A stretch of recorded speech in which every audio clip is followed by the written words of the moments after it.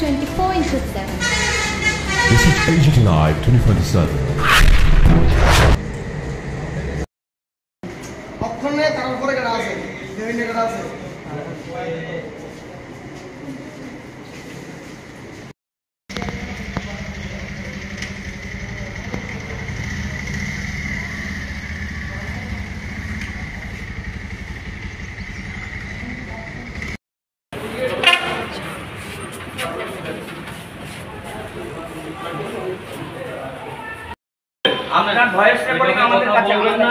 আপনি তো বলেছে যে আমার কাছে যে কল রেকর্ডটা আছে ছেলে গত সোমবার ঈদের বন্ধ আছিল, শনিবারে বাড়ি ফিরেছিল, রোববার আসছিল, সোমবারে বিকালবেলা আয়ে পড়ছে এখানে আগরতলা।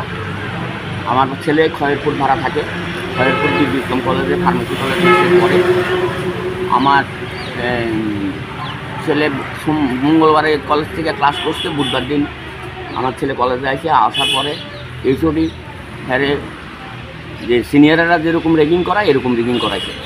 তারে চারবার 5 তলা সিঁড়ি কাউন্ট করাইছে। তখন আমাদের যখন আমার ছেলে জানাইছে বিকালবেলা, তখন আমি এইচওডিকে ফোন করেছিলাম, করে বলেছিলাম যে স্যার কেন এটা করেছেন, আমার ছেলে কি অন্যায় করেছে?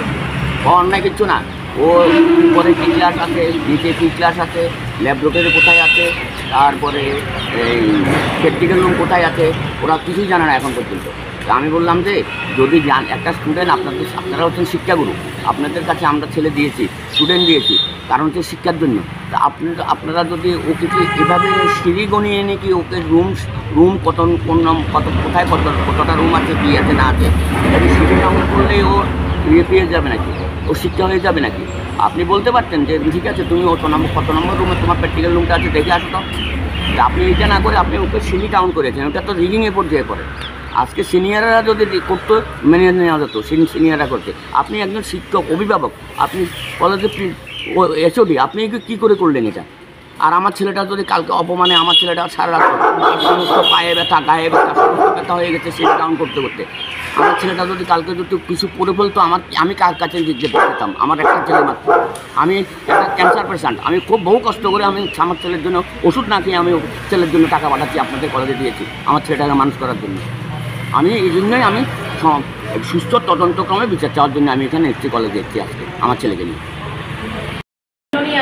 আমার ম্যাশো ক্যান্সার পেশেন্ট, তো মাসে এখানে থাকে কিছু, একদিন থাকলে ওইখানে 5 দিন থাকতে হয়। তো এইখানে আমি থাকি, ওর কাছাকাছি থাকি আমি, তো ওকে দেখাশোনা করার দায়িত্ব আমার, যে ফোন করে ও বাড়িতে এলো কি না বা কী হলো ওটা আমি দেখি। তো কালকে রীতিমতো ওকে বিকালবেলা ফোন করেছি, ফোন করেছি রেগুলার বাড়িতে এসেছে কি না। ফোন করার পরে ও কেমন জানি একটা বিহেভ করছিল, যে আমার কাছে মনে হলো যে না এটা ঠিক না, প্রতিদিন তো ওইভাবে কথা বলে না, হাসি খুশি থাকে। কালকে ও বললো যে আমি কিছু বলতে চাই, বললাম যে কী হয়েছে, তখন বললো যে আজকে কলেজের মধ্যে এমন হয়েছে, 3 টাইমস আমাকে সিঁড়ি উঠতে বললো, নামতে বললো, আমার শরীরটা খুব খারাপ লাগছে। এরপর আমি রাতে আবার ফোন করেছি, তখন ওর রীতিমতো পা ব্যথা করছে, ওর জ্বর এসেছে, তো বলছে যে আমার বমি ভাব করছে। তখন আমি ওর বাবা মাকেও বলা হয়েছিল, তো বলেছে যে তাহলে আজকে জিনিসটা কী হয়েছে, কলেজে আসা দরকার, কারণ কেননা এরকমভাবে যদি আমাদের বাচ্চাকে আমরা এখানে পাঠাই যে একটা ভালো মানুষ হওয়ার জন্য, ও যদি আমরা যদি বাড়িতে নিশ্চিন্তভাবে না বসতে পারি, তাহলে তো এখানে পাঠানোর কোনো মানে হয়। অনেক কষ্ট করে মা বাবা অনেক টাকা সঞ্চয় করে আমরা এখানে পাঠাই একটা মানুষ হওয়ার জন্য, যদি এমন হয় ভবিষ্যতে মানুষ কীভাবে বিশ্বাস করবে? এটাই আমার বক্তব্য, যে কেন এটা হলো, এটাতে আমরা কী শিখবো, এই সিঁড়িটা গুনার পরে ও কী শিখেছে, আমরা এখানে কী শেখাতে পাঠিয়েছি আর ও কী শিখেছে, এটা আমার কোশ্চেন থাকবে আমার কাছে, কেন এটা। আপনারা কি এখন কিসের জন্য এসেছেন এখানে?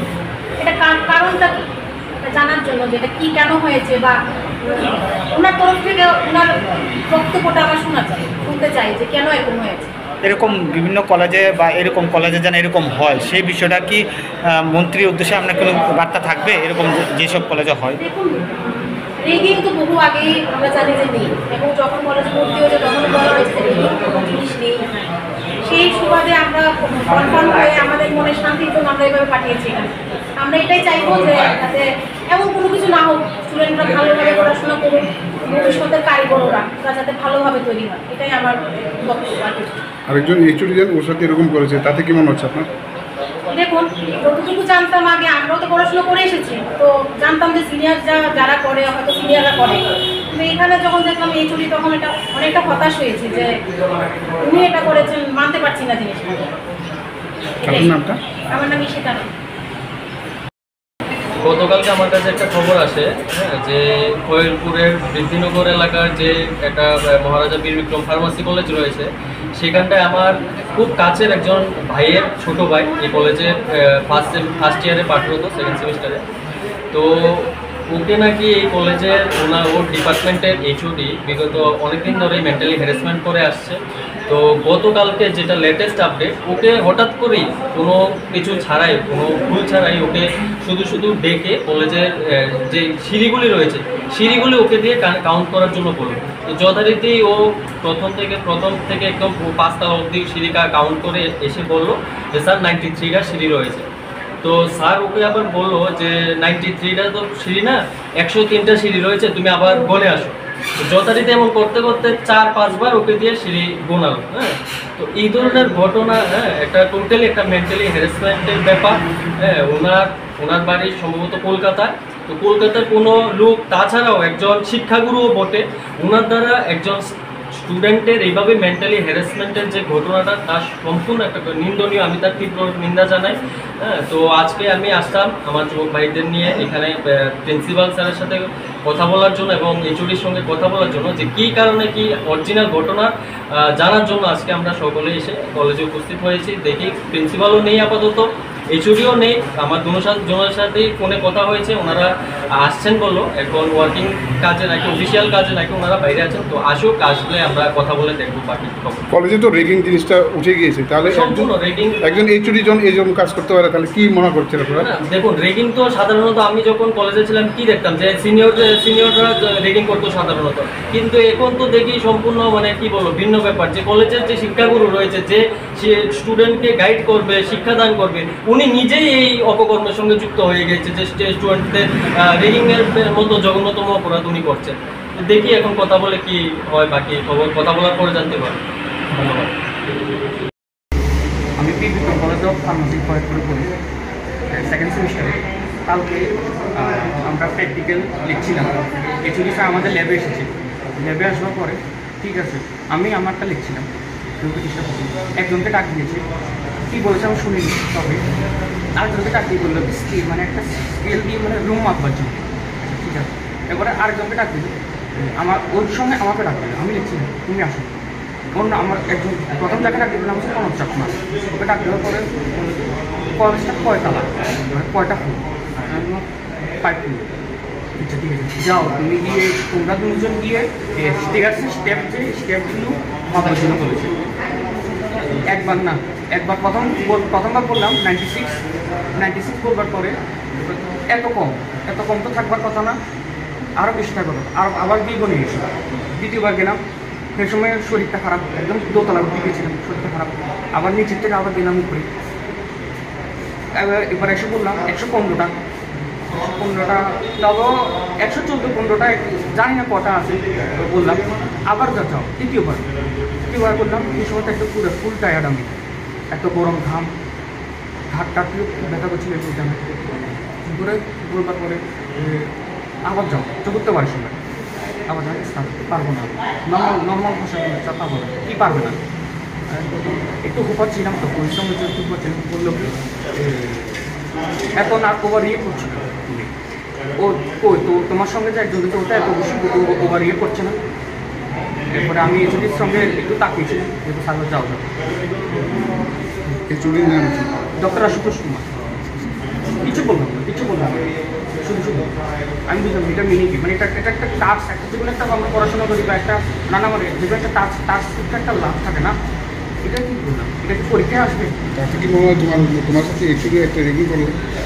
আমার কাছে একটু হ্যারাসমেন্টে লাগলো, মানে খারাপ লেগেছে যে পরিশ্রম হয়েছে, মানে ঘাম অনেকটা গরম, আমি বলে ওভার ইয়ে করছি, মানে আমি মানে একটু হোপাচ্ছি যে আমার এটা আমার দোষ নেই, ওভার ইয়ে কি মনে হয় এটা রেগিং করেছে তোমাকে? কতদিন আগে ভর্তি হয়েছিল? আমি ভর্তি হয়েছিলাম 4-5 মাস। এরকম কি কলেজের অন্যান্য ছেলেদের সাথে করা হয়? না, আজকে 5 মাস। হ্যাঁ আরও কিছু হয়? আরও কিছু মানে হয় মানে এই চিকিৎসাটা সিনিয়র করলে এক কথা, কিন্তু এই চিকিৎসা নিজে করি সেটা আমার কাছে খারাপ লেগেছে। এই কলেজটা কোন জায়গাতে? হয় বললাম হচ্ছে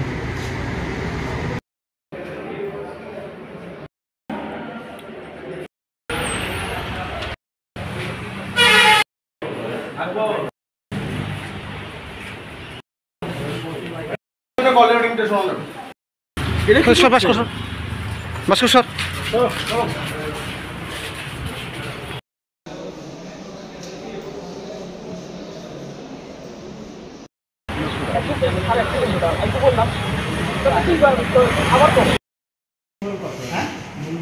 ছাত্র তো অভিযোগ করেছে আপনার